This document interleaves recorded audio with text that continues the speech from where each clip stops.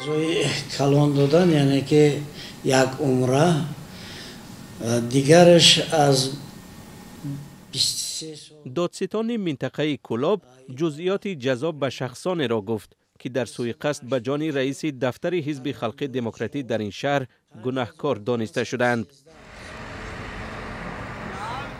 ماه ینور سال 2024 ماشین سلیم سیولی زاده رئیس دفتر حزب خلق دموکراتی در کولاب ترکید. خودش زخمی شد.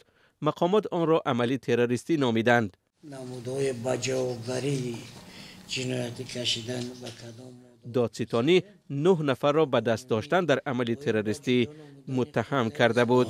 2 نفر اما یک عمره شدن و دیگرش 24 5 سالم دادن 6 سالم دادن. مقامات از رهبر گروه بختیار مجیدزاده ساکن دهه تودکفش کولاب نام میبرند. او به حکم ابد محکوم شده است. بختیار مجیدزاده پسر اکبر مجید روزنامه‌نگار سابق رادیوی ولایت ختلان است. اسلم آلتیوف برادر او نیز حکم ابد گرفته است. اکبر مجید روز 28 ینور گفت در این باره هیچ سخنی گفتن نمیتواند. حکم کمترین را در این پرونده خالصما رحیمووا کلین این خاندان گرفته است.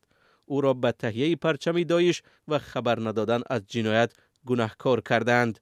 این زنی که اویله همو راهبر گروه بود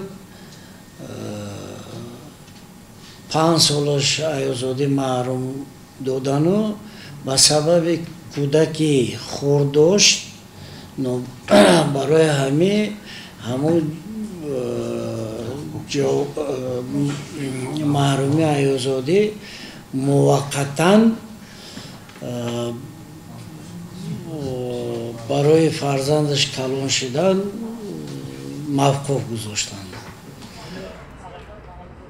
مقامات گفتند که دستور ترکاندن ماشین رئیس حزب خلق دموکراتی را در شهر کولاب بخش داعش در افغانستان داده است. حزب خلق دموکراتی حزب حکمران در تاجیکستان است و ریاست آن را پرزیدنت امام علی رحمان بر دوش دارد.